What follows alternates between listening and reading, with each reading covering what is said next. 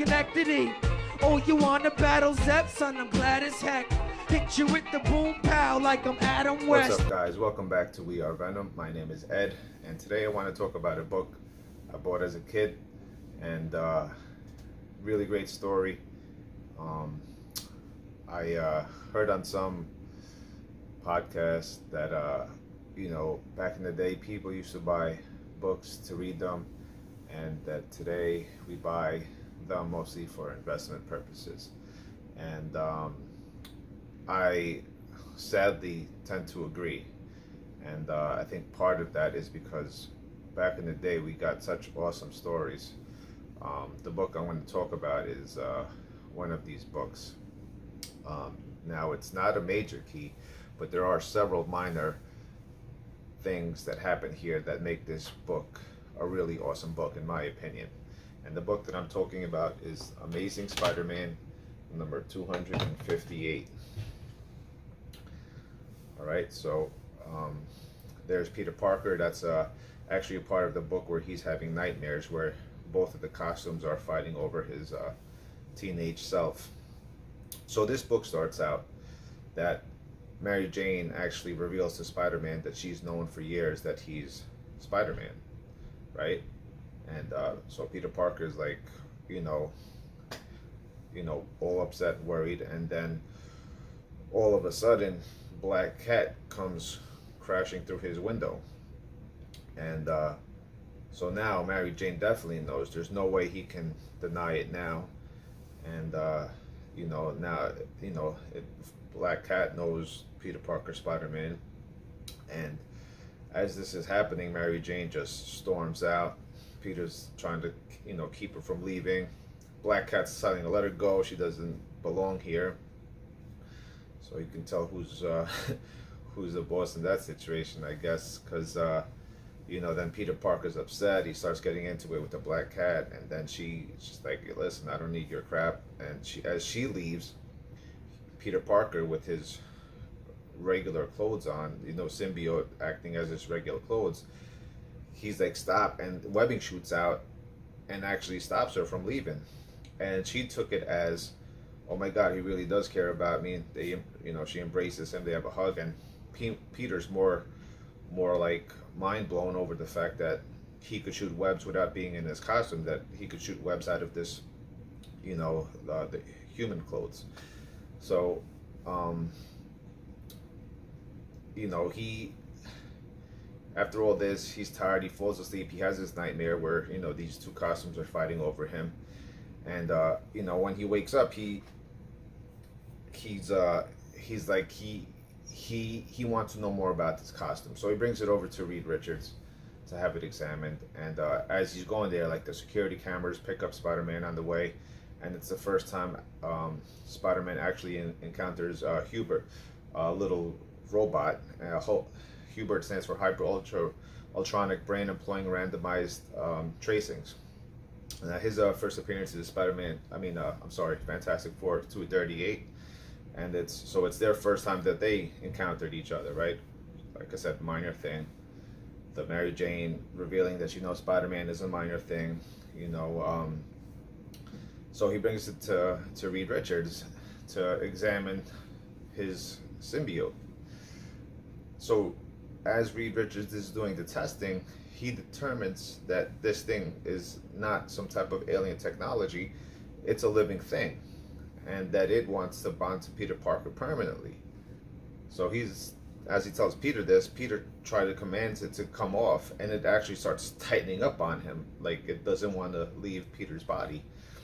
And so Reed Richards, he tried his sonic blaster, and because the first they were going to use heat, but they didn't want to, the Human Torch was going to use the flames, but they didn't want to burn Peter under the symbiote. So Reed Richards, he's like, let me try the sonic blaster, and figured out it worked. So this is actually the first time that we know that the symbiote reacts to sonic sound. And so they are able to get it off of him with the sonic blaster, and as it jumps off of him, the Human Torch forms a circle of fire around it so it doesn't escape. and Reed Richards contains it, right? He gets a container, he traps it, and you know, they contain the symbiote, and Reed's like, you know, let me hold on to it for further testing, and Peter's like, you can have it. So as it came off, though, Peter was like, you know, like this, you know, trying to hide his face from Human Torch and Reed Richards, saying that he still has an identity to keep secret. So, you know, even though they're colleagues, basically, Peter didn't want them to know his identity, which is funny because Black Cat and Mary Jane knew, but I guess he didn't even want them to know either. So, so this is where the bombastic bagman comes in. So Peter's in his drawers because the symbiote jumped off his body, so he had nothing but his underwear on. So Human Torch goes and gets him an old Fantastic Four uniform and gets him a paper bag to wear over his head. And this is where the first appearance of the Peter Parker with the paper bag on his head, otherwise known as Bombastic Bagman. And you know, since he didn't have his symbiote no more or his web shooters, Human Torch dropped them off, you know, with one of their vehicles.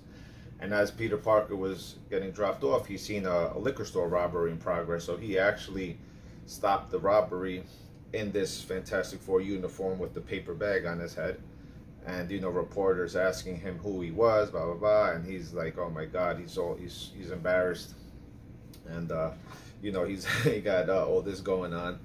And, you know, and it was kind of like an embarrassing moment for Peter. But like I said, man, this great read. Tom DeFalco, a bunch of, you know, important things happened here. You know what I'm saying? With the Fantastic Four coming, you know, there was rumors of Peter Parker with the paper bag on his head. So if they do show him in any type of, you know, iteration, this would be the book where he first appears like that. This is the book where they first find out that Peter Parker's costume is actually a living symbiotic being. Mary Jane admits to him that she knows he's Spider-Man. You know, they're just fun read. It's packed. You got the Rose, you got the Hobgoblin in this issue too, trying to, you know, come up with a plan to, you know, take Peter Parker, or, you know, Spider-Man out. You know, Hobgoblin's supposedly dead. He proves to the Rose that he's not by, you know, doing in his henchman in a couple of seconds. Just an awesome book. Like, I feel like they don't make books like this anymore. You know, I know I'm sounding like, you know, get off my lawn or whatever, but, you know, it's sad but true. Like, I really, you know, miss reading books like this. But, you know, hopefully, you know, it comes back. You know, we have had some good writers, and, you know, but a lot of them have, seems like they've been going over to independent books where they have more, you know, rights and freedom to do what they want with their creations. Well, that's it for today, guys. Amazing Spider-Man 258.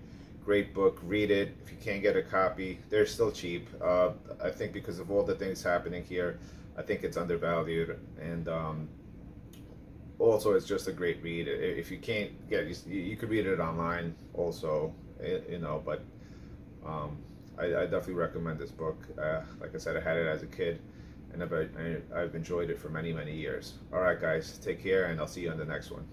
Schenectady. Oh, you wanna battle Zep, son? I'm glad as heck. Hit you with the boom pow like I'm Adam West.